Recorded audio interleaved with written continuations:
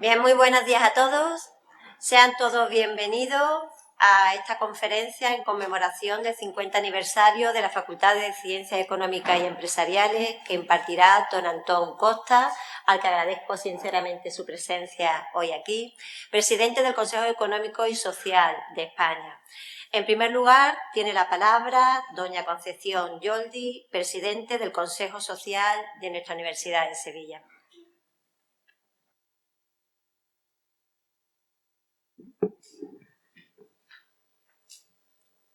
Muchas gracias, señora vicerrectora.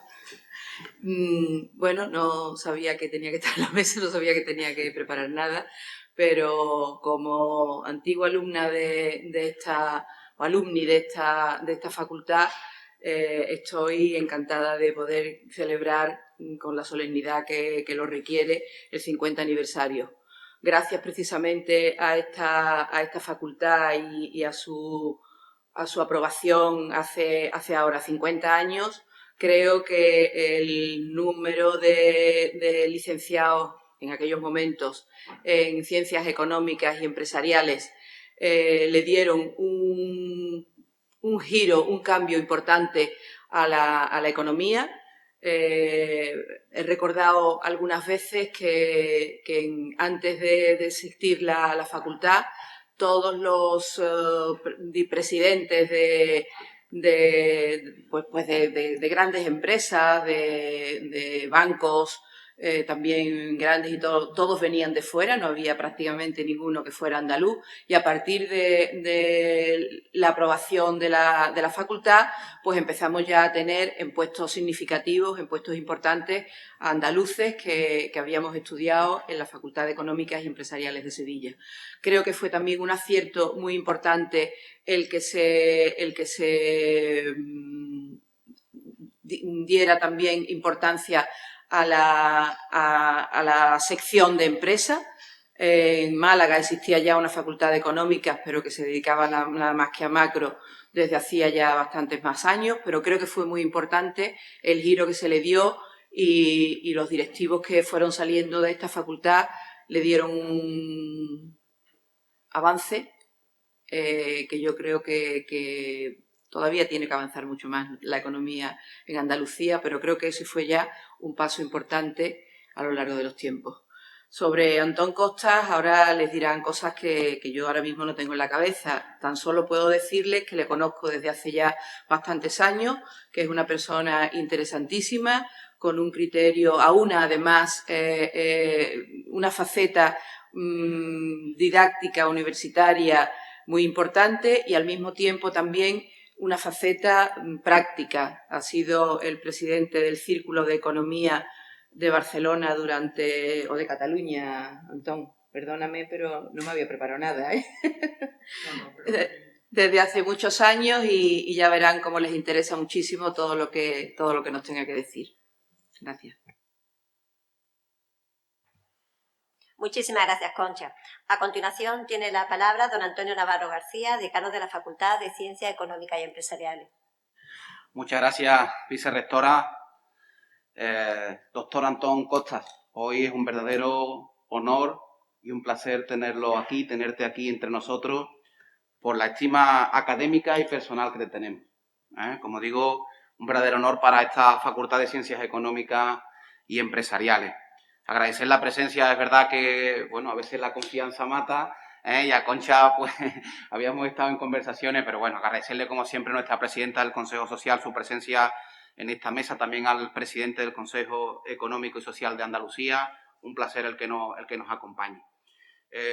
Queridos estudiantes, profesores, efectivamente estamos en un acto más de nuestro 50 aniversario de la Facultad de Ciencias Económicas y Empresariales, Facultad de Empresariales, que fue la primera de España, porque anteriormente se llamaban de Económicas y Comerciales, y que creo que sentó un importante precedente a nivel de país, porque a partir de ese cambio en la denominación, pues todas las facultades comenzaron a llamarse Facultades de Ciencias Económicas y Empresariales.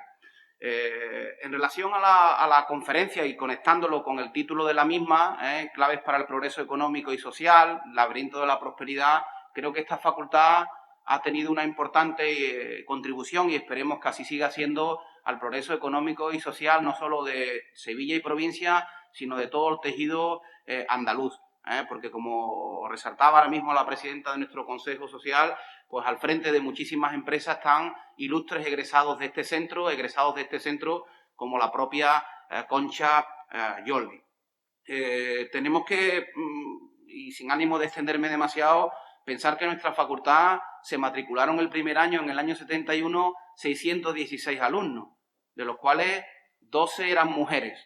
Hoy son casi 4.800 los estudiantes que cursan estudios de grado, de posgrado, máster o doctorado en esta facultad, siendo mayor el porcentaje de mujeres que de hombres. Es decir, ha habido un importante también avance en cuestiones de género y también, como no, en cuestiones vinculadas al propio desarrollo social y económico. Comenzamos con una única licenciatura, la de empresariales. En el año 1983 se incorporó la de económica, en los años 90 la de marketing. Hoy son 5 los grados, 3 de grado y 2 dobles grados los que se estudian en esta facultad, 5 másteres universitarios y 2 programas de doctorado. Y yo creo que quizás lo que más nos ha caracterizado, y esperemos que así siga siendo, es nuestra fuerte relación con el tejido social y económico. Y esto debe de seguir siendo así. Así que hoy, desde luego, tenemos al doctor Antón Costas con nosotros. Como digo, un verdadero honor y placer tenerte aquí. Todo han sido facilidades para que él en el día de hoy pueda acompañarnos y, desde luego, nos honra, que estamos muy agradecidos. Muchas gracias. Muchísimas gracias, querido decano. A continuación tiene la palabra don David Patiño Rodríguez, vicedecano de Calidad, Comunicación y Relaciones Institucionales del Centro, que realizará la semblanza de don Antón Costas.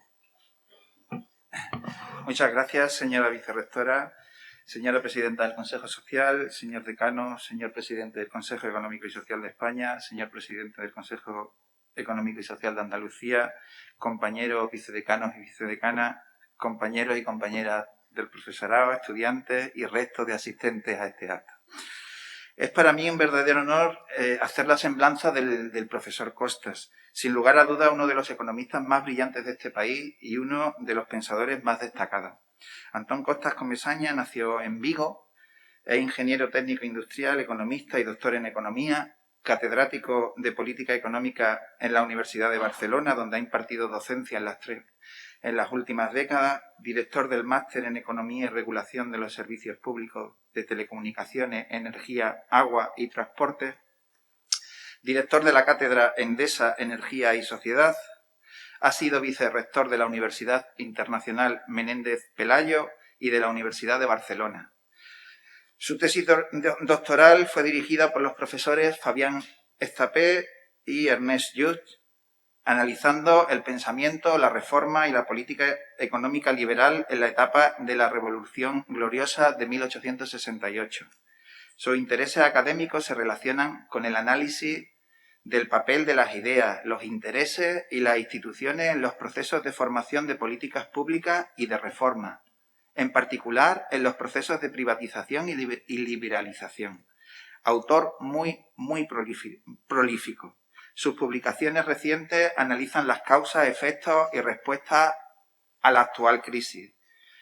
Simplemente por indicar algunos de los títulos de los últimos libros que abordan temas como la desigualdad, el capitalismo y la necesidad de construir un nuevo contrato social basado en buenos empleos y buenas empresas, podemos destacar títulos como La crisis de 2008, de la economía a la política y más allá, La torre de la arrogancia, políticas y mercados después de la tormenta, La desigualdad, la enfermedad de nuestro tiempo, Crisis, capitalismo contra democracia, La nueva piel del capitalismo, El final del desconcierto, un nuevo contrato social para que España funcione, y el que servirá de enlace a su conferencia de hoy, Laberintos de prosperidad, que sirva de enlace que sirve de enlace para esta conferencia.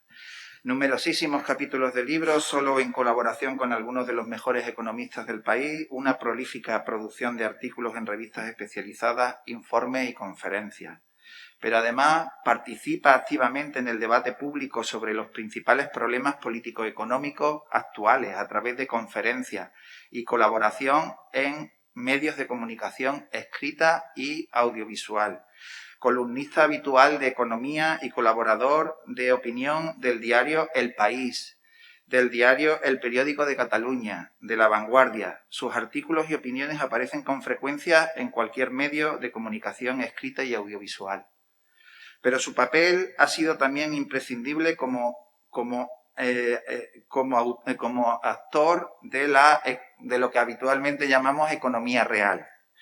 En la vertiente empresarial ha sido consejero de varias industrias. Ha presidido o formado parte de comisiones de expertos para asesorar a gobiernos e instituciones públicas y privadas sobre cuestiones relacionadas con los problemas económicos actuales y las políticas públicas.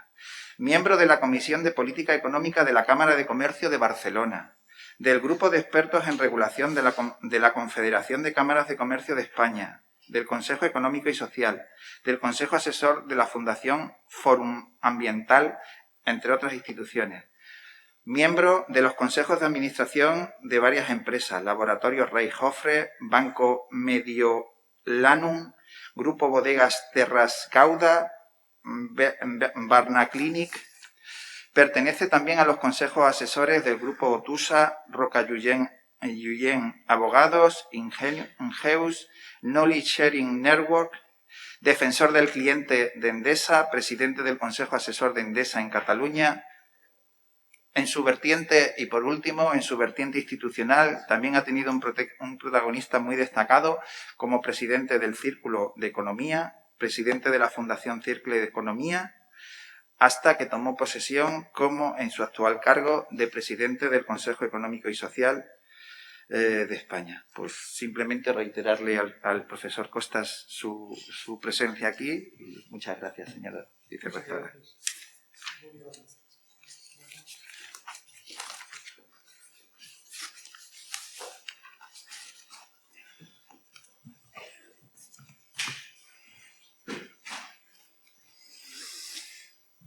Buenos días a todos, estimada presidenta del Consejo Social de la Universidad de Sevilla,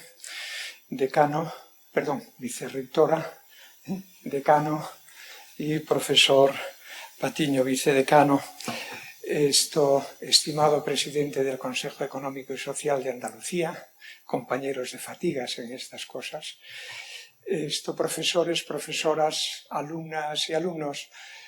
Para mí es un enorme honor el haber recibido esta invitación para participar en el 50 aniversario del nacimiento de esta facultad. Y probablemente más allá del honor, que a lo mejor me lo sacan después de escucharme, es un placer, es una alegría enorme el poder volver de alguna forma a las aulas, ¿no? Porque todas esas cosas que el profesor Patiño mencionaba sobre mis actividades han dejado de existir hasta esa preposición que él dijo, hasta que he tomado posesión hace menos de un año de la presidencia del Consejo Económico y Social de España y me he convertido en incompatible con todo, hasta con dar clases. No me dejan dar clases. Y por lo tanto, de ahí digo la alegría, el placer de al menos, las conferencias aún me las dejan, la alegría de poder participar en este 50 aniversario de esta facultad, que como ha dicho la presidenta y también el decano, ha sido un instrumento importante para el desarrollo económico y social de Sevilla y de Andalucía, ¿no? Felicidades. Tengo que comenzar mi conferencia con una noticia que me ha entristecido mucho, que ha sido el haber conocido hoy con retraso el fallecimiento de un gran empresario, marido de la presidenta, al que tuve la fortuna de conocer y que más allá de del protocolo, ¿no?, de lo que te querría decir ahora, de verdad era una persona que me entusiasmó. Hice mucha referencia a él como empresario innovador, dinámico y con una dimensión que es esencial a la actividad empresarial, pero que no siempre que no siempre es así, pero esa dimensión que tenía él de favorecer el progreso económico en general y el progreso social en particular. Mis condolencias, no lo sabía y ha sido una triste noticia que he conocido ahora y me ha afectado. Para ver la hora. Cuando me invitó, y gracias también a esas amables palabras de presentación del vicedecano, que agradezco. Ahora arriba en la planta del decanato vi un folletito de don Miguel de Unamuno, y no sé por qué me viene, para agradecer las palabras, me viene una anécdota que se cuenta de don Miguel de Unamuno, que al parecer, imagino que en un evento similar al de ahora, donde él iba a dar pues una conferencia, el presentador expuso algunos de los rasgos y atributos de don Miguel. Y al acabar dice, bueno, pero ustedes han venido aquí a escuchar a don Miguel y no a mí. Y parece que don Miguel le echó la mano al antebrazo y le dijo, siga, joven, que mi ego da para más, ¿no? Muchas gracias por esas palabras de presentación elogiosas. Iba a decir que cuando hace ya muchos meses el profesor Patiño me invitó a esta conferencia y me dijo en aquel momento un poco un título, un tema. Yo andaba en la finalización de mi último libro, pero en aquel momento quería hablar hoy un poco de la idea de progreso. ¿Qué significa progreso para cada uno de nosotros? Si podemos hablar de progreso económico y también de progreso social, político, y si me permiten, de progreso moral. ¿Es posible hablar? Bueno, será mi única referencia, al menos en mi intervención, pero después en el coloquio, si quieren, entramos. La invasión de Ucrania para mí me ha traído a la memoria la fragilidad, lo contingente, por decirlo así, ¿no?, del progreso político y moral. ¿Por qué lo digo? Porque no lo recuerdo con precisión, pero es el artículo 5.2, me parece, de la Carta de las Naciones Unidas, impide la transgresión de las fronteras, impide y condena de forma tajante la invasión por la fuerza de un país sobre otro.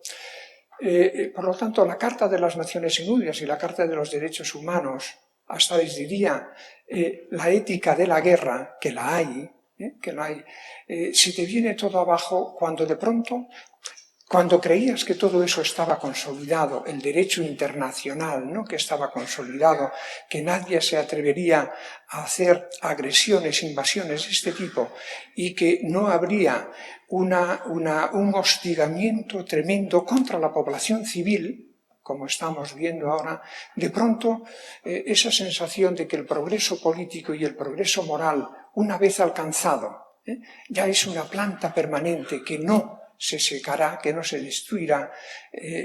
Ucrania es el recuerdo que siempre debemos tener presente, o deberíamos haber tenido presente, de que el progreso político y el progreso moral es una planta muy frágil que se destruye también de forma muy fácil. Yo, a todos ustedes, a todos vosotros, si me lo permitís, jóvenes, esta es un poco la reflexión que quería hacer ahora.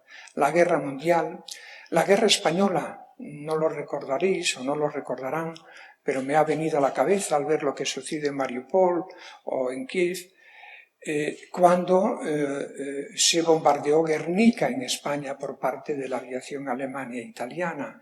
Un bombardeo sin sentido estratégico de guerra ninguno.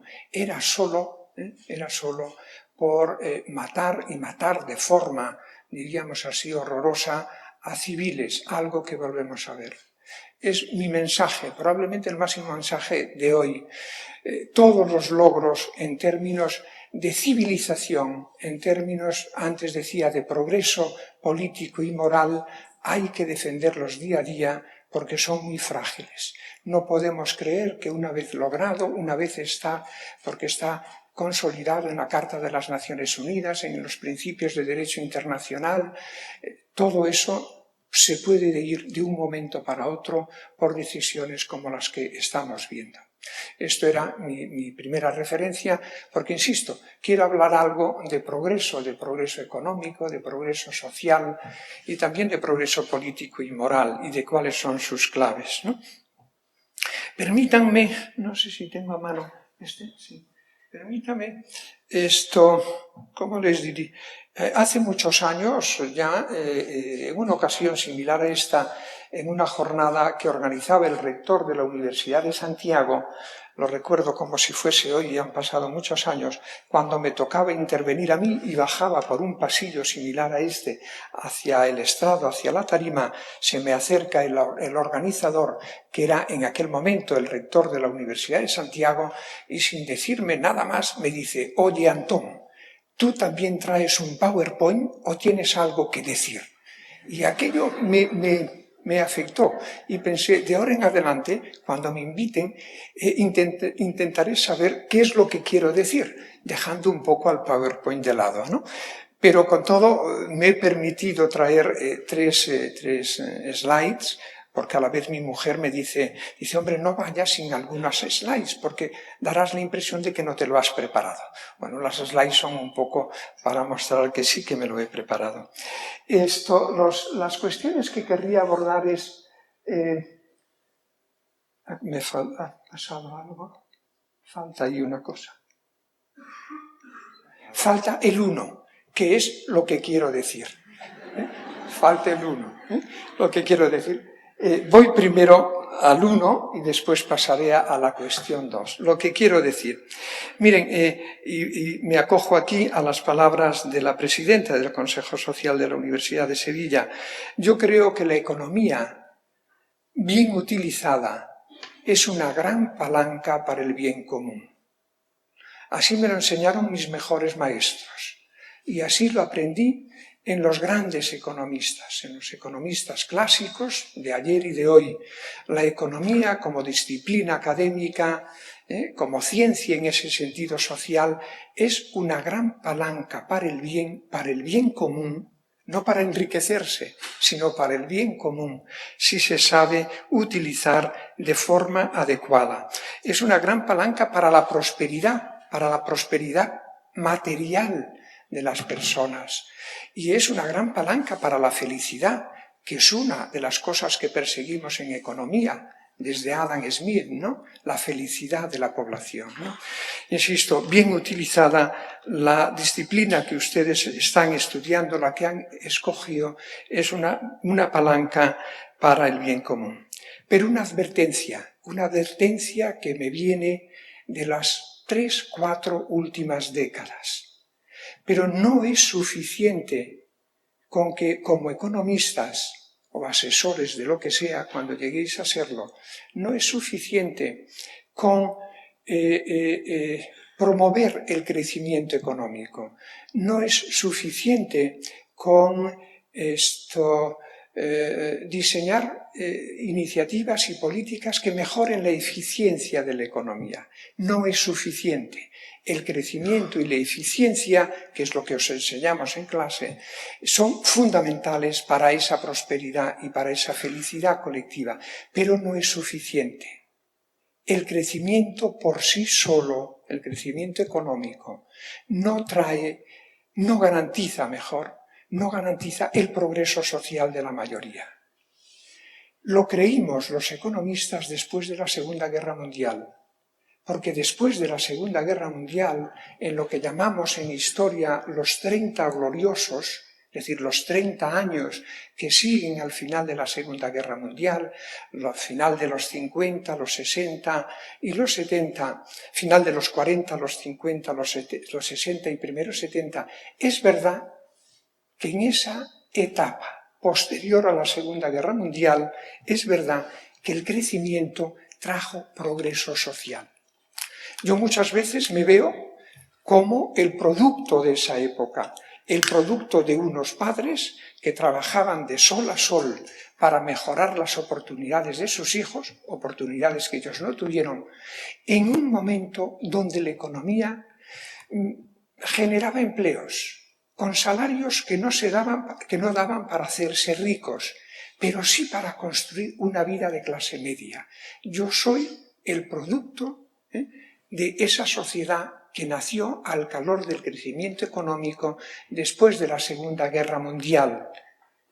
Pero algo sucedió a partir de finales de los años 70, los años 80, 90, principios de este siglo, que la economía siguió creciendo, la productividad que siguió creciendo, un poco menos, siguió creciendo, pero sin embargo, gran parte del progreso social que se había generado después de la Segunda Guerra Mundial desapareció. Los salarios reales, que es un indicador básico de la capacidad adquisitiva de las clases trabajadoras y medias, el salario real descendió de forma continuada, visto desde ahí, descendió de forma continuada desde finales de los años 70 hasta recientemente. Sin embargo, desde que acabó la Segunda Guerra Mundial hasta finales de los 70, el salario real creció continuamente, las clases medias, el salario real. Pero desde los 80, finales de los 70, hasta hace muy poquitos años, el salario real disminuyó, se perdió progreso social. Los empleos dejaron de ser, nunca fueron en ese sentido estables o fijos, pero sí tenían una cierta permanencia que te daba seguridad para construir una vida de clase media.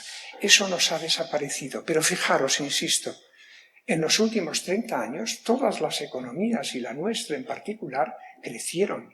La productividad también aumentó. Sin embargo, ese progreso económico no vino acompañado de progreso social. Y poco a poco esa falta de progreso social nos explica lo que está ocurriendo en el mundo de la política y el retorno de ese autoritarismo que es un riesgo, diría, no potencial, sino real para las democracias. Esto es un poco la primera idea que os querría trasladar. La economía es una palanca para el bien, bien utilizada, pero hemos de saber que no es suficiente con que nos preocupemos de mejorar la eficiencia que llamamos, la asignación de los recursos.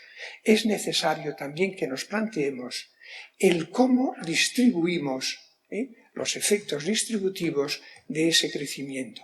Si esa distribución del crecimiento entre beneficios que son indispensables para las empresas y los salarios es justo o no es justo.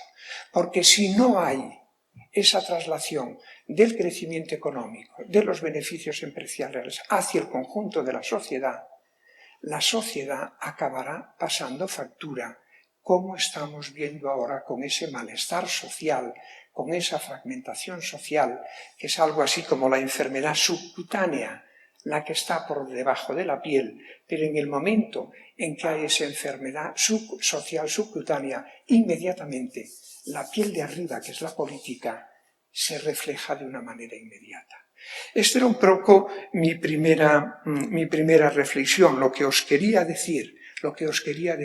Nosotros, como economistas, tenemos que preocuparnos por la desigualdad. ¿Por qué que no aumente más allá de ciertos umbrales? Porque la desigualdad es como un disolvente, por decirlo así, como un disolvente que te destroza la cohesión social y te destroza también la cohesión política. Esta, insisto, era lo que os quería decir. Y para acabar con lo que quería decir, mi mensaje va a ser: tenemos que volver a reconstruir aquello que funcionó bien después de la Segunda Guerra Mundial y que llevó a esos 30 gloriosos. Tenemos que volver a reconstruirlo. Le voy a llamar a eso el contrato social. Tenemos que volver a reconstruir un contrato social que haga que el crecimiento económico sea sinónimo también de progreso social, de progreso político y de progreso moral. Haré referencia a esta última cuestión. Esto es fundamental, ¿eh? Tenemos que volver a reconstruir ese contrato social. Y mi tesis, mi mensaje para vosotros es que hoy ese contrato social lo tenemos que hacer sobre mejores empleos para más personas en mayores lugares del país. Porque gran parte de la desigualdad y de la pobreza en España, especialmente la pobreza de niños, que debe ser hago un paréntesis, ¿no? Me pregunto con mucha frecuencia, viendo los datos, ¿cómo es posible que un país que nos consideramos una sociedad decente, ¿verdad? Vosotros, vuestros padres, vuestros amigos, nos consideramos una sociedad decente, que nos preocupamos por los demás. Una economía que somos la cuarta economía europea, que se dice pronto, en fuerza económica. Y una democracia que está entre las 20 que los indicadores de full democracy, de democracias totales, como el indicador de The Economist, nos sitúa entre los 20. ¿Cómo es posible que una sociedad decente, una economía fuerte, una democracia consolidada sea, sin embargo, el país de la Unión Europea donde más está aumentando la pobreza de niños, a excepción de Rumanía? ¿Cómo se entiende? ¿Cómo lo consentimos? ¿Cómo nos reaccionamos? Porque puedes pensar, bueno, una persona mayor que es pobre, siendo cínico, puedes decir, la culpa es de él, no se habrá esforzado. Pero un niño pequeño, ¿qué culpa tiene de estar viviendo en la pobreza? ¿Qué culpa tiene de no poder alimentarse bien? ¿Qué culpa tiene de no poder ser bien tratado? Y esto es muy importante. Acabo ya el paréntesis, ¿eh? Es muy importante, porque mirad, los médicos, los psicólogos, los pedagogos, los sociólogos, los economistas, hoy sabemos con datos, hoy sabemos que nuestras vidas se definen de una manera esencial entre 0 y 3 años. Hoy lo sabemos. Un niño de 0 a 3 años mal alimentado, su cerebro queda dañado. No es que la vida vaya a ser un desastre, pero queda dañado. Un niño que no ha tenido educación entre 0 y 3 años o que no ha tenido un hogar acogedor, queda tocado de por vida. Si sabemos esto, ¿cómo aceptamos que nuestro país sea el país de la Unión Europea, de hecho el país occidental, a excepción de Rumanía, donde más aumenta la pobreza? Esto es algo que lo debemos tener muy en cuenta. Cierro este paréntesis, ¿eh? Pero insisto, dado que, decía mi último mensaje de lo que quiero decir, dado que hoy nuestros estudios, los de los economistas, nos dicen que el 80% de la desigualdad y de la pobreza en España tiene que ver con la falta de empleo y con los malos empleos. Si me aceptáis esto, y la evidencia empírica que tenemos para España es muy consistente, el contrato social que tenemos que volver a construir tiene que descansar en la creación de mejores empleos para más gente y en mayores lugares del país. Y cuando uno se pregunta a continuación, ¿y quién crea buenos empleos? La respuesta es inmediata: las buenas empresas. Las buenas empresas tienen que ser para nosotros, en nuestro país, un objetivo preferente, porque a través de ellas es como creamos mejores empleos para más personas en mayores lugares del país. Esto es lo que quería decir, y podía cerrar aquí, es decir, pasemos al coloquio, ¿no? Y ya está. Pero bueno, la cortesía también me obliga, y a mí me interesa a desarrollar un poco esta idea. Y la voy a desarrollar con 4 preguntas, ¿no? Una de ellas, voy a ir muy rápido por el tiempo, voy a hacer lo que se dice en lenguaje parlamentario, voy a fijar posición, sobre 4 cuestiones, pero no voy a entrar a explicarlo, ¿eh? El tiempo no lo permite, pero espero no perderos, ¿eh? Vamos a ver, la primera pregunta para mí, muy importante en este momento, viendo lo que está pasando en el mundo y en España, o viendo lo que pasaba ayer en Madrid con esa gran manifestación, la pregunta es, ¿cuáles son las causas, a vuestro juicio, ¿no? ¿Cuáles son las causas del fuerte malestar, de la fragmentación, del resentimiento social que hay en nuestra sociedad? ¿Cuáles son las causas del exceso de polarización política? No me preocupa la polarización política, la rivalidad entre partidos. En una democracia de partidos, lo lógico es que haya rivalidad entre partidos. Eso es la vieja tesis de un gran economista, Schumpeter, en un gran libro, Capitalismo, Socialismo y Democracia. No me preocupa la rivalidad, me preocupa el exceso de polarización. ¿Y cuál es la causa de esa amenaza que tenemos de nuevo, como hace un siglo, en los años 20 del siglo pasado? Recordar fascismo, nazismo, totalitarismo de todos los tipos, franquismo en España. ¿Cuál es la causa también de esa deriva, de ese riesgo de deriva de la democracia hacia el autoritarismo? Las respuestas a esta pregunta probablemente dependen de cada uno de nosotros. No hay una única respuesta que podamos aceptar todos, pero yo creo que esta es una pregunta que tenéis que haceros, porque gran parte de la solución a esta pregunta ya no va a depender de mi generación, va a depender de la vuestra. Gran parte de los daños o de los beneficios que se puedan obtener de una buena respuesta os perjudicarán o os beneficiarán a vosotros. A mi generación ya muy poco, ¿no? Muy poco. Es una cuestión muy importante. Mirad, en la literatura política, sociológica y económica de los 10 últimos años, hay 2 grandes explicaciones al porqué de este resentimiento social, ¿no? Y de esta polarización política. Una respuesta es la que podríamos llamar cultural y otra respuesta es la que podríamos llamar socioeconómica, más nuestra. La hipótesis cultural viene a decir, con algunos libros y ensayos de una brillantez espectacular, la explicación cultural viene a decir que este resentimiento y esta polarización tiene que ver con una especie de lucha cultural entre valores que se ha establecido en el seno de nuestras democracias entre la generación de los mayores y la generación de los más jóvenes, ¿no? Una lucha cultural que tiene mucho que ver con las visiones que tenemos de la inmigración, con las visiones que tenemos sobre la raza y sobre los prójimo que tenemos delante, ¿no? Explicaciones de este tipo, de tipo cultural. Insisto, al que le interesen, hay estudios, hay libros de una brillantez tremenda, tan brillante que cuando los leo me resisto a creérmelo. Porque yo creo que una mejor explicación, no la única, es la explicación socioeconómica. ¿Por qué ha ganado Trump en Estados Unidos en el 2016? ¿Por qué ha ganado el Brexit en el Reino Unido? ¿Por qué los partidos de extrema derecha totalitarios han comenzado de nuevo a florecer y tener gran apoyo? ¿Por qué?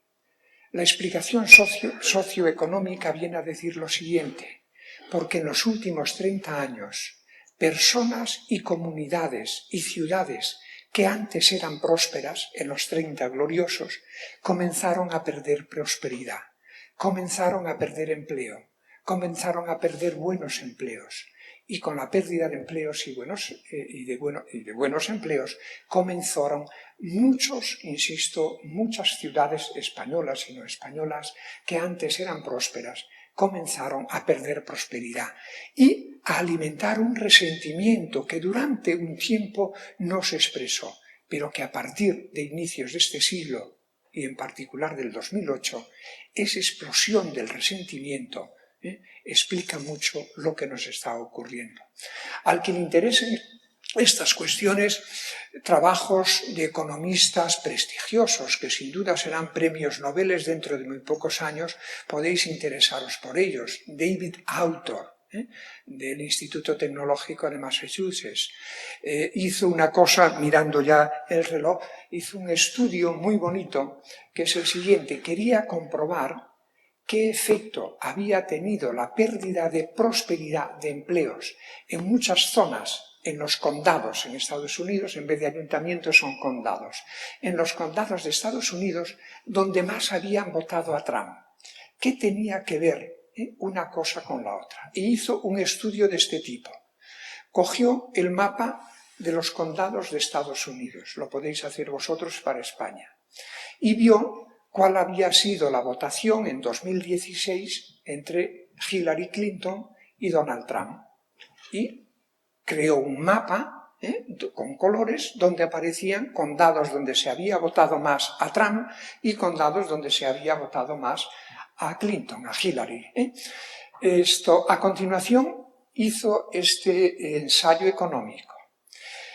A través de un procedimiento un poquito complejo, identificó el llamado factor de importaciones China, que fue calcular sobre cada condado de Estados Unidos cuántos empleos se habían perdido como consecuencia de las importaciones manufactureras desde China, y le dio a los condados también unos colores, color, ahora no recuerdo, lo digo rojo, condados donde mayor impacto habían tenido las importaciones desde China.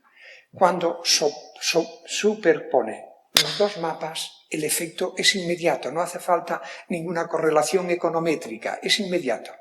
En aquellos condados, aquellas comunidades que antes eran prósperas y que perdieron prosperidad, empleos, durante la etapa de globalización, esos mismos condados eran los que daban un porcentaje mucho mayor a Trump.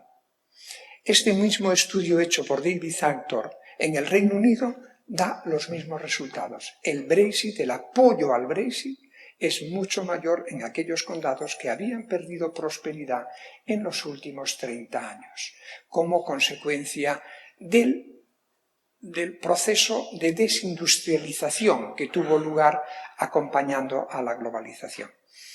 En España también.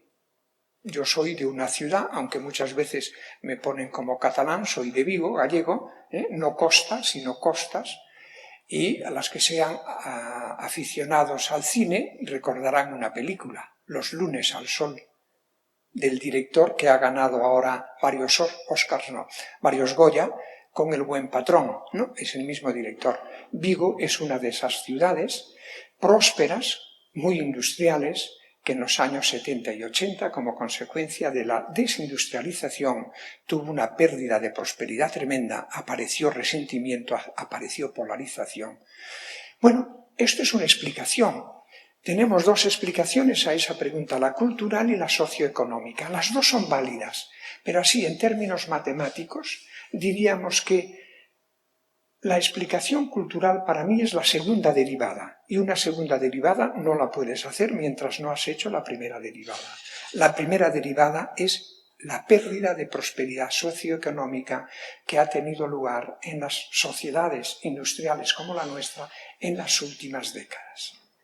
¿Y qué ocurre en las sociedades? ¿Qué ocurre en vuestro entorno, en casa, en el entorno de amigos y de familias, cuando uno tiene resentimiento por lo perdido y miedo a lo que pueda venir en el futuro como consecuencia de lo que se dice digitalización, como consecuencia de la descarbonización? ¿Qué ocurre en las sociedades cuando ese resentimiento y ese miedo se han inoculado?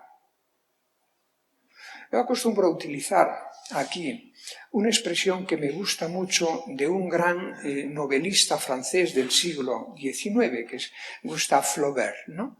Decía Flaubert, hablaba él de la rage de vouloir conclure, de la rabia de querer acabar con todo, que de pronto, en ocasiones, aparece en sociedades donde hay ese resentimiento. Yo creo que lo que estamos viendo debajo de esa pregunta, hay una rabia, un resentimiento, casi un odio, que lleva a muchas personas a querer acabar con todo. Si yo estoy mal, todos estaremos mal. Y tiene sentido. No lo critico, la ras de Volvac conclu. ¿Cuál es mi propuesta? Tenemos que volver a recuperar la prosperidad para todos. Tenemos que volver a civilizar el capitalismo, por decirlo así, la economía de mercado que defiendo. Tenemos que volver a civilizarla para reconciliar el crecimiento económico con el progreso social y con la democracia, con el progreso político. Y ahí viene entonces la segunda pregunta. Mira, va a darlo. Ahora va hacia atrás. A ver qué pasa ahora. No, va hacia adelante. Ahora, la tercera pregunta es, bueno, no aceptar mi razonamiento, pero si al menos lo habéis visto con cierta lógica, lo que acabo de decir, la pregunta ahora dice, vale, usted dice que hay que recuperar esa prosperidad para todos. Dice, ¿y cómo lo hacemos? Es decir, la pregunta retórica es, ¿cuál es el pegamento que hace que una sociedad, la nuestra, funcione armoniosamente? Una sociedad plural, donde somos diferentes en muchas cosas, pero que a pesar de todo, de esas diferencias, queremos funcionar armoniosamente, ¿no? ¿Cuál es el pegamento? ¿Cuál es el pegamento de la armonía social? ¿Cuál es el pegamento que hace que el capitalismo, o si quieren el crecimiento, sea inclusivo? ¿Cuál es el pegamento que evita que la democracia entre en la barbarie? La barbarie son, insisto, los años 20 y 30 del siglo pasado. Son el fascismo, el nazismo, el totalitarismo, que es un poco la amenaza ahora. ¿Cuál es el pegamento? Mi respuesta, y no como economista, en parte como economista, pero mi respuesta es el contrato social. Miren, hay en la filosofía política y hay también en la buena filosofía económica una tradición que viene desde Hobbes a Adam Smith, una tradición que viene a decir que las sociedades plurales modernas, las sociedades con economía comercial, se decía, Adam Smith nunca habló de economía de mercado, hablaba de economía comercial, que es lo que hoy nosotros traducimos como economía de mercado. Pues ellos decían que una sociedad plural con economía comercial, con economía de mercado, no puede funcionar bien si no hay, decía Adam Smith, una simpatía, utilizaba esa palabra, una simpatía entre todos los actores de la sociedad, entre el que vende, el carnicero de Adam Smith, y el que compra la carne, entre el panadero de Adam Smith y el que compra la carne. Adam Smith, en la teoría de los sentimientos morales, decía él que sin esta simpatía en el seno de la sociedad, esa sociedad plural, una sociedad vertical, autoritaria, puede funcionar, pero una sociedad pluralista, con libertades civiles y una economía de mercado no puede funcionar. Y a Adam Smith le preocupaba muchísimo que esa sociedad tuviese niveles muy elevados de desigualdad. ¿Sabéis por qué?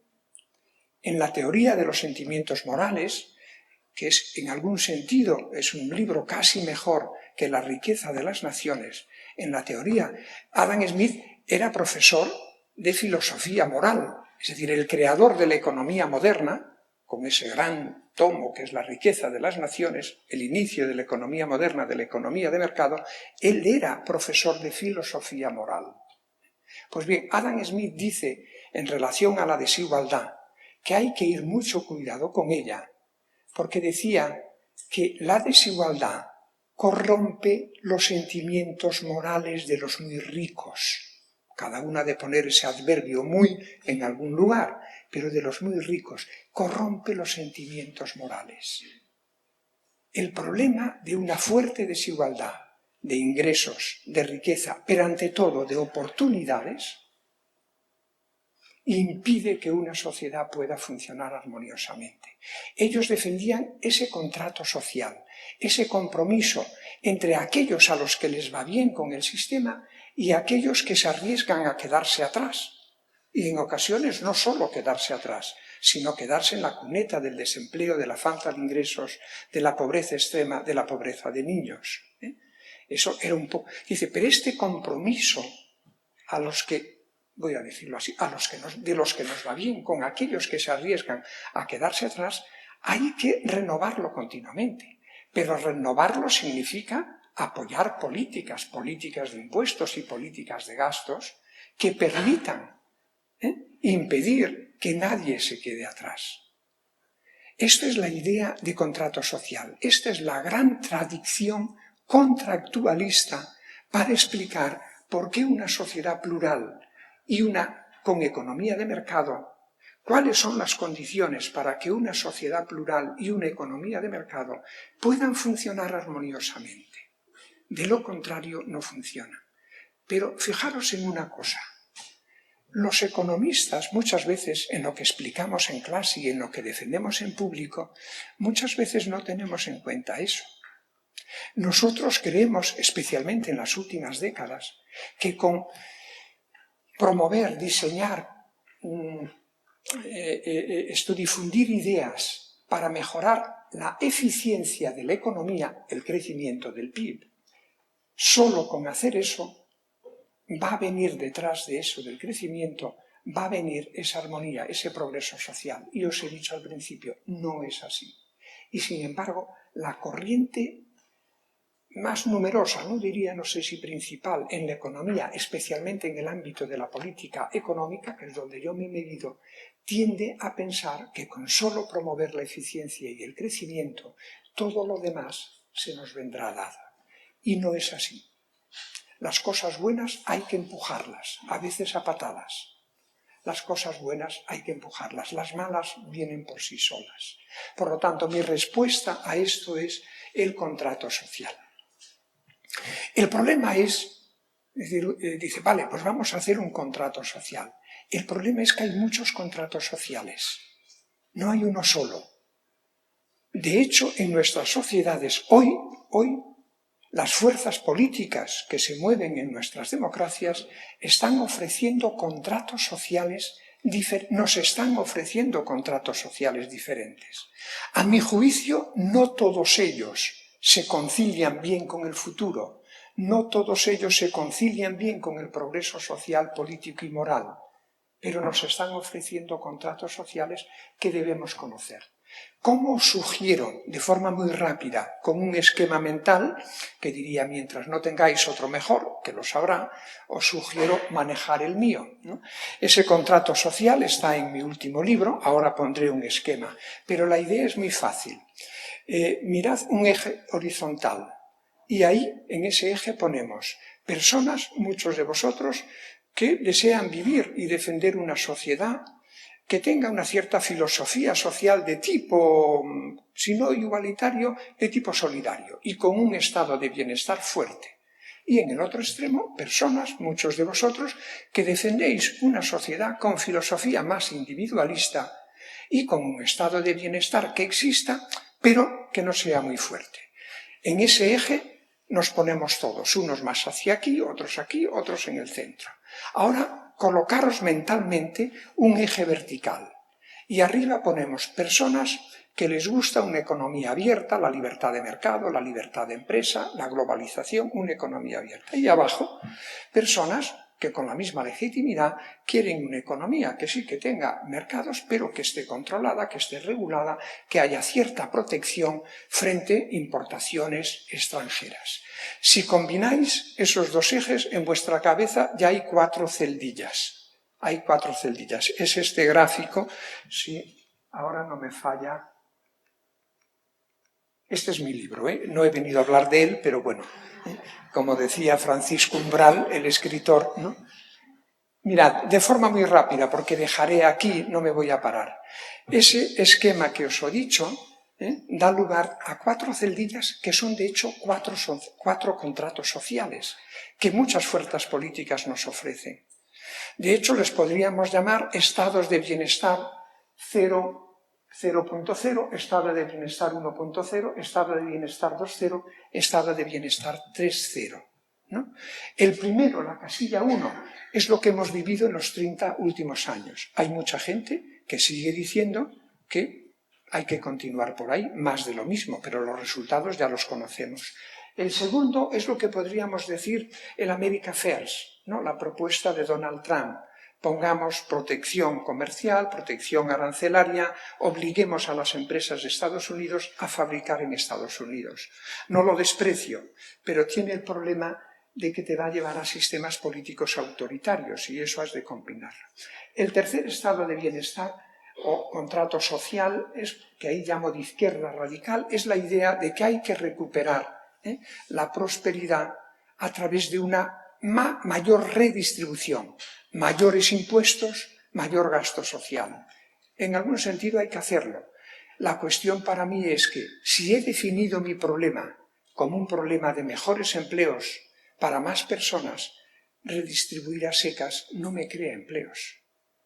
Algo tendré que hacer más una buena redistribución, pero tengo que buscar un contrato social nuevo que opere a través no solo de la redistribución, sino también a través de mejores empresas y mejor formación de las personas para poder tener buenos trabajos en una economía que se digitaliza y descarboniza.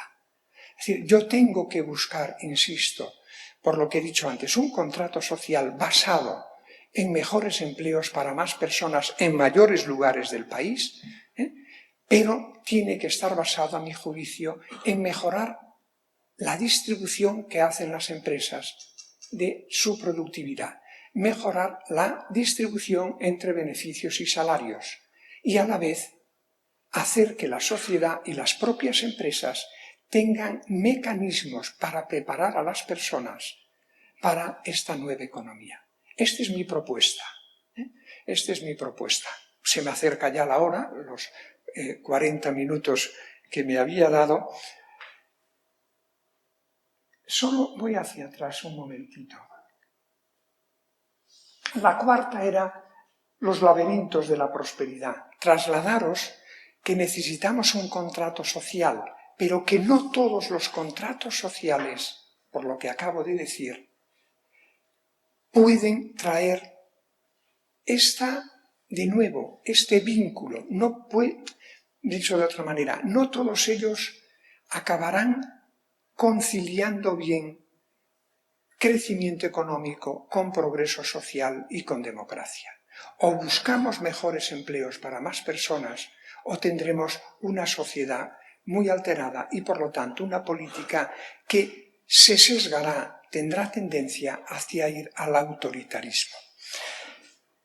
La quinta y última pregunta es, bueno, ¿y qué ideas podemos ofrecer los economistas para promover esa prosperidad inclusiva? Vuelvo a mi primera afirmación. La economía es una disciplina, la que habéis elegido vosotros, es una disciplina que es una palanca fabulosa para el bien común, pero hay que saberla manejar. Y en este sentido los economistas tenemos que ser capaces de proponer ideas y nuevas políticas que logren ese objetivo. Fijaros, no estoy diciendo que los economistas tengamos la obligación de decirle a la sociedad o a los dirigentes políticos lo que deben hacer. Esto es una tendencia curiosa de soberbia de nuestra profesión, de querer decirle a los responsables políticos y a la sociedad lo que ha de hacer. Dice, oiga, un momento, haré lo que me dé la gana, no, pero lo que considere conveniente. Nosotros no tenemos la obligación, ni tampoco tenemos el derecho de decirle a la gente, a la sociedad y a los dirigentes políticos lo que han de hacer. Y entonces, ¿cuál es nuestra función? Pues mira, muchas veces la he visto como la de un buen cocinero en un restaurante. Cuando entras en un restaurante te sientas y el MET te trae una carta. Y no te lo dice así, pero te viene a decir un poco, dice, mire, todos los platos que hay en la carta son buenos. Todos los platos pueden satisfacer sus necesidades. Pero el menú lo han de elegir ustedes. Esto es lo que tenemos que hacer. Ser capaces de proponer ideas fundadas en buen pensamiento económico, en buenos datos, proponer ideas y proponer políticas e instituciones nuevas. El ingreso mínimo vital es una institución nueva contra la pobreza extrema de niños de hogares pobres, proponer ideas, pero es la sociedad y el mundo político el que decidirá, de acuerdo con sus preferencias ideológicas, políticas u otras cuestiones, cuáles va a escoger. Pero nuestra obligación es proponer. En este sentido, veréis, en mi libro de nuevo, pero no es un incentivo para comprarlo, viene de ahí, dice, miren, hay propuestas de nuevas políticas, de nuevas instituciones, que creo que todas ellas pueden reducir la desigualdad, aumentar las oportunidades de todo el mundo y forjar un nuevo contrato social. Y divido esas propuestas en las columnas verticales en las 3 etapas del proceso económico. Hay propuestas en el ámbito de la redistribución, el contrato social que decía antes, número 3, y hay que hacer muchas de ellas. Yo creo en el ingreso mínimo vital. Hasta allí, a donde he podido, me han dejado, he influido en él. Pero hay un hecho que me inquieta mucho. Según las encuestas, el 73% de los españoles y españolas no apoyan que el ingreso mínimo vital sea una institución permanente. Esto me preocupa, porque es una trinchera contra la pobreza extrema.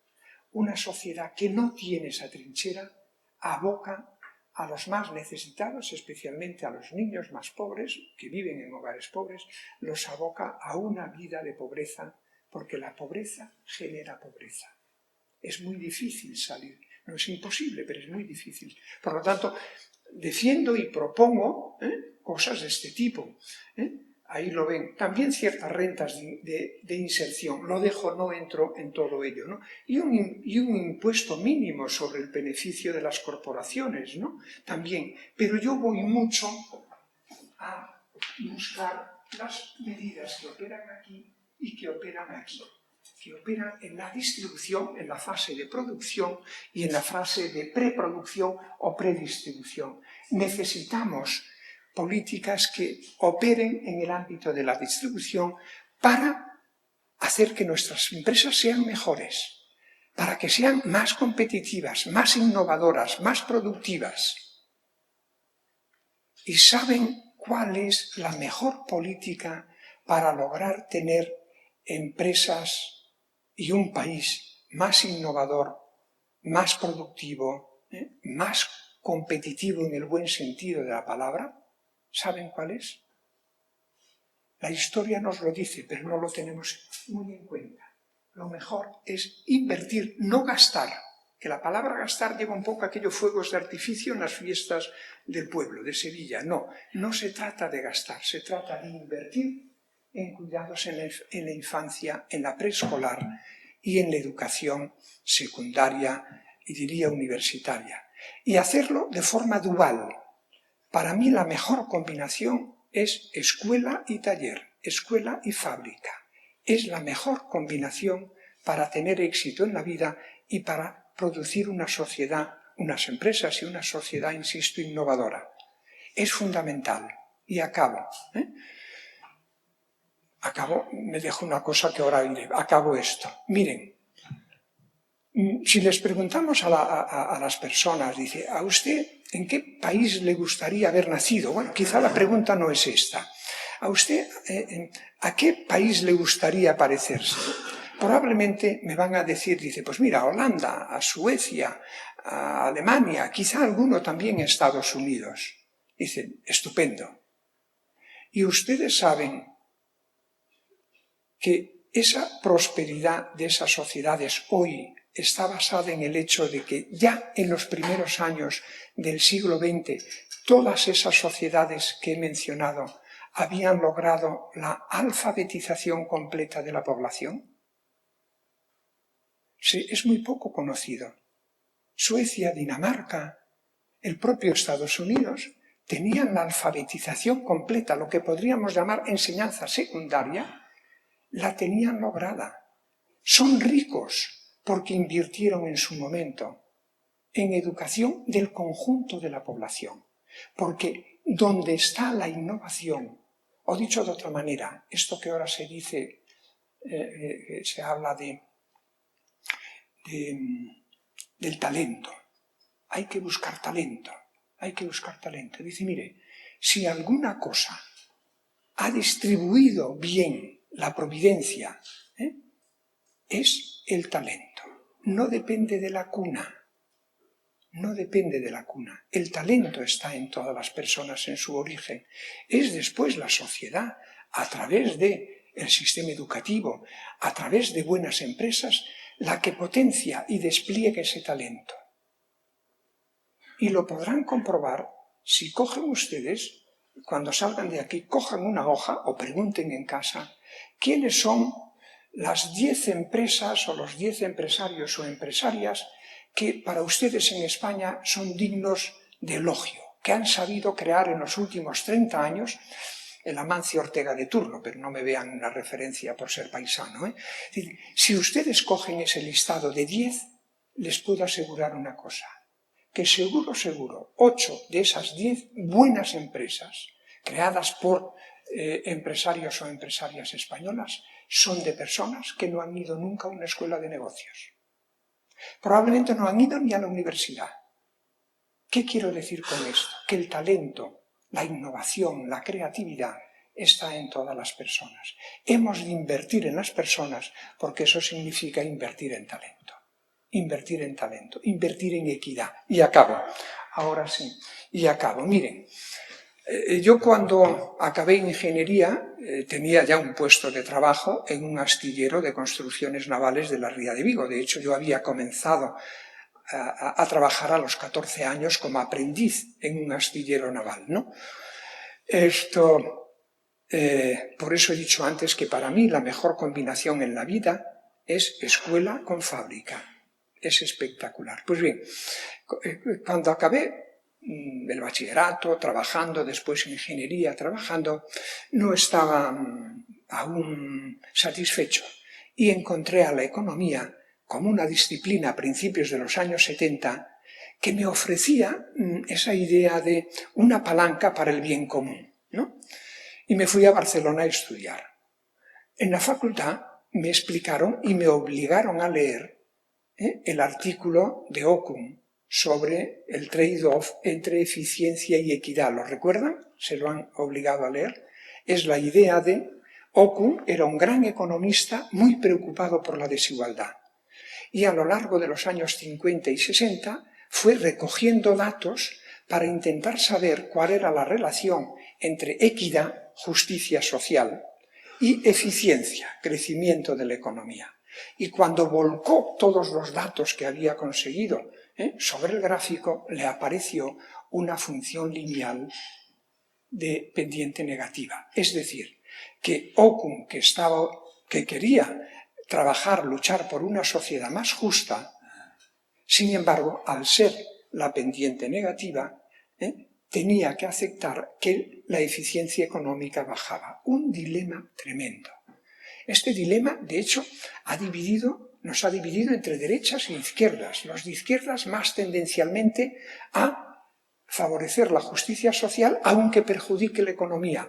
Los más conservadores, favorecer primero el crecimiento y después ya veremos cómo repartimos, ¿verdad? Esto era un dilema tremendo. A mí me lo enseñaron, yo lo estudié, tuve que aprobarlo y lo enseñé a mis alumnos hasta hace 7 años.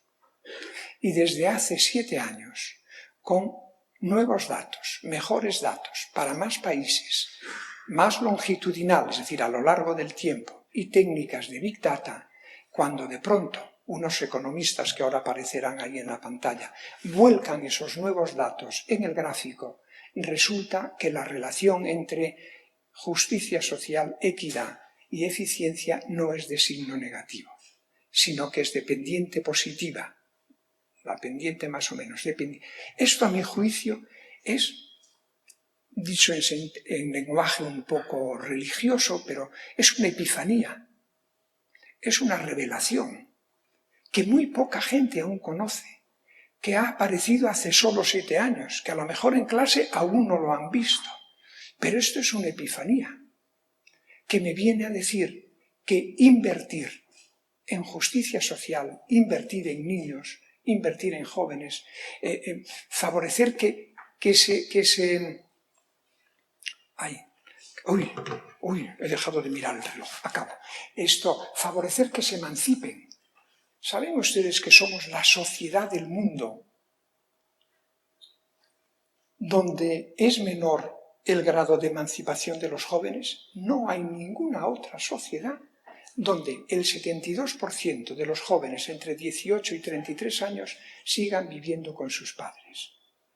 Pero es que la falta de emancipación es un problema muy grave para el tejido moral de las personas, de vosotros.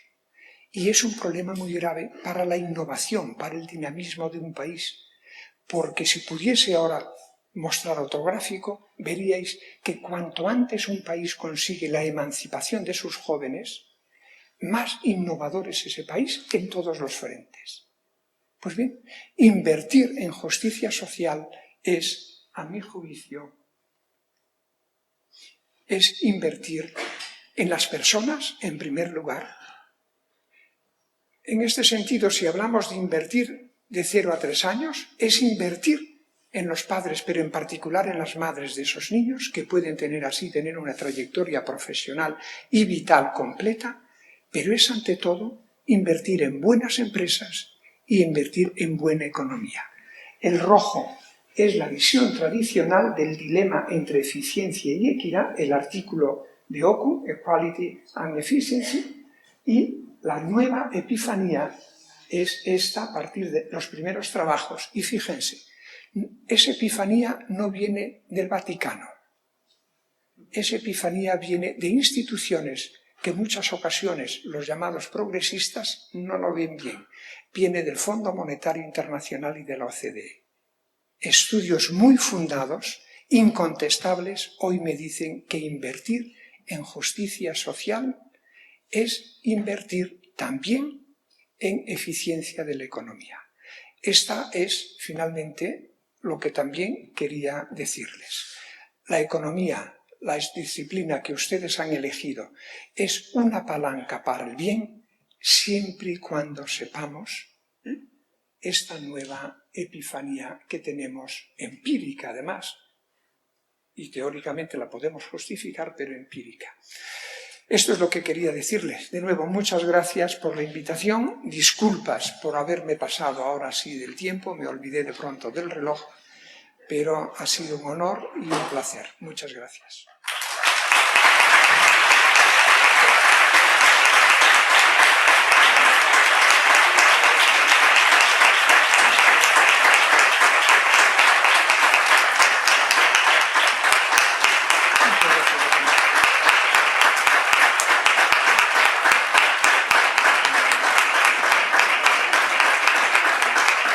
Muchas gracias. Muchas gracias a todos.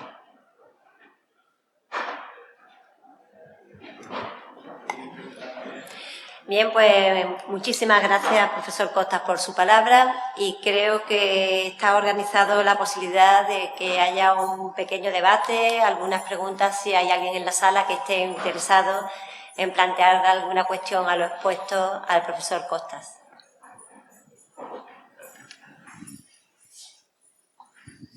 ¿Sí? Vale.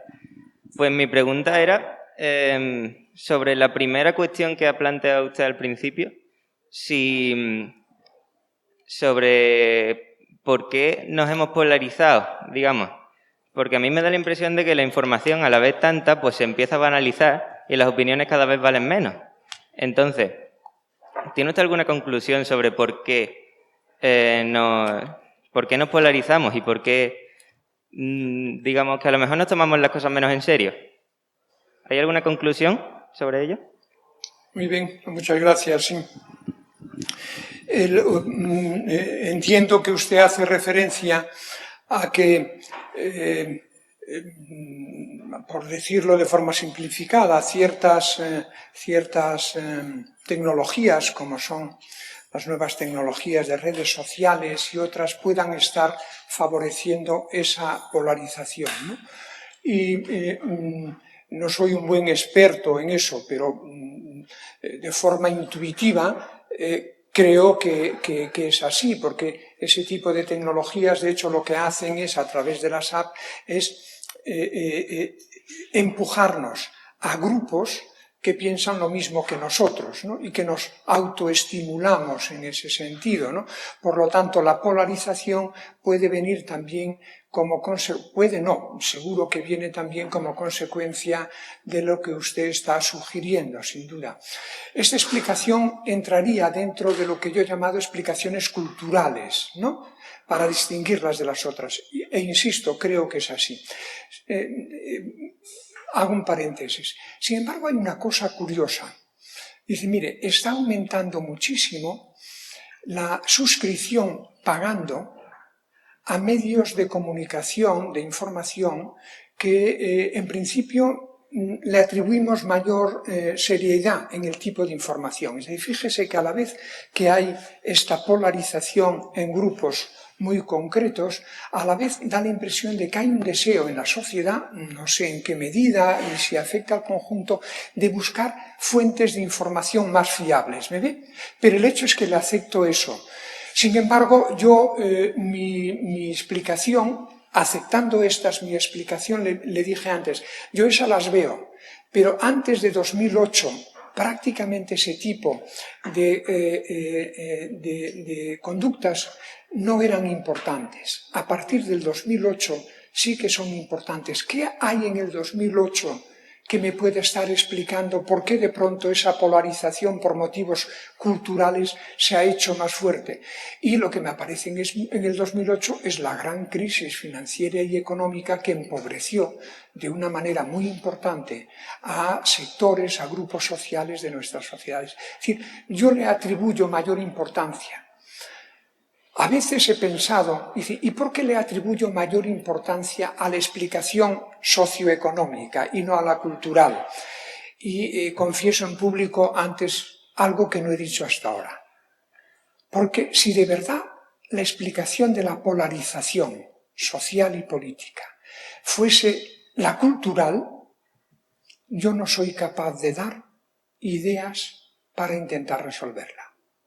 Sin embargo, si creo que parte de esa polarización, viene también de los problemas socioeconómicos que he señalado, desempleo, malos empleos, entonces soy capaz, como economista, de sugerir algunas propuestas. ¿Me ve? Dicho esto, insisto, la explicación que usted señala es válida. La cuestión un poco en la vida es decir, pero ¿es la determinante, es la más importante? Bueno, ahí probablemente tenemos a lo mejor opinión común o a lo mejor la tenemos diferente, pero eso no me preocupa. Muchas gracias por la pregunta.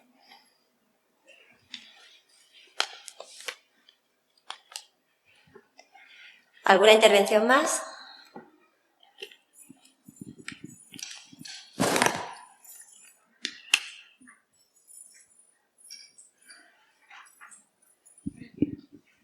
Yo quería preguntarle, supongo que de la gente que considera que el ingreso mínimo vital no es buena idea, ¿consideran que reduciría el interés en encontrar un empleo? No me llega bien, lo siento. Vale, bueno, me quito la mascarilla un poco. Vale, ¿qué relación cree usted que tiene el ingreso mínimo vital con que la gente pierda el interés en encontrar un empleo? Porque creo que es algo que mucha gente puede opinar. Sí, muy bien, es una gran cuestión. Miren, muchas personas creen que el ingreso mínimo vital es un instrumento para el empleo. Y no es así. El instrumento mínimo vital es un instrumento contra la pobreza extrema. Ahora bien, es muy posible que si esa figura, esta institución o esta política consigue sacar de la pobreza a algunas personas, es muy probable que esas personas consigan de forma mejor y más rápida un empleo. me ve la relación. Pero muchas veces se piensa que el ingreso mínimo vital es una política de empleo como si fuesen las políticas activas de empleo. No, no. Esto es antes le he llamado una trinchera. Es una trinchera contra la pobreza extrema. Es que caer en la pobreza es muy fácil en la sociedad en la que vivimos. Caer en la pobreza de personas que viven en grandes ciudades, sin entornos familiares, como ocurre un poco en pueblos más pequeños, ¿no? Y de pronto, si estás pagando un alquiler, que tienes un empleo que casi te llega, pero te va llegando para alquiler, pierdes el empleo y un mes después estás en la calle. O recurres a alguien que te apoye, que te ayude si hay a tu alrededor, o te puedes ver forzada a vivir en la calle. Si además tienes niños pequeños contigo, es tremendo, no ya solo para ti, es que es tremendo para ellos. ¿Y qué culpa tienen ellos? ¿Me ves? Es decir, insisto, miren, hubo un momento en los años 80 que fueron, a mi juicio, perversos.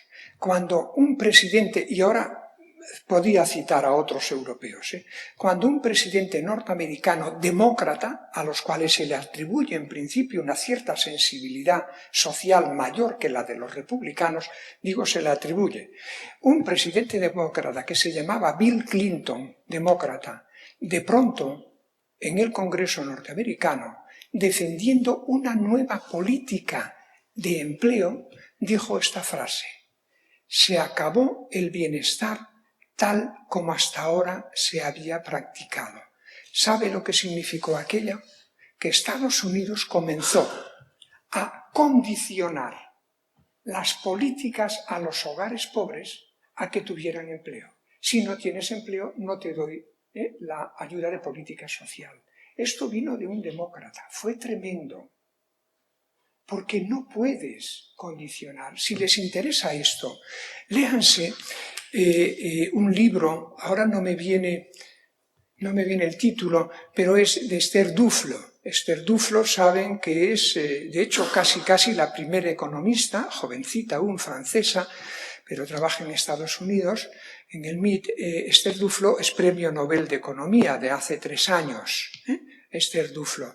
Lean el libro de Esther Duflo, que es algo así como, no es así, Economía para el Bien, pero si ponen Esther Duflo le aparecerá.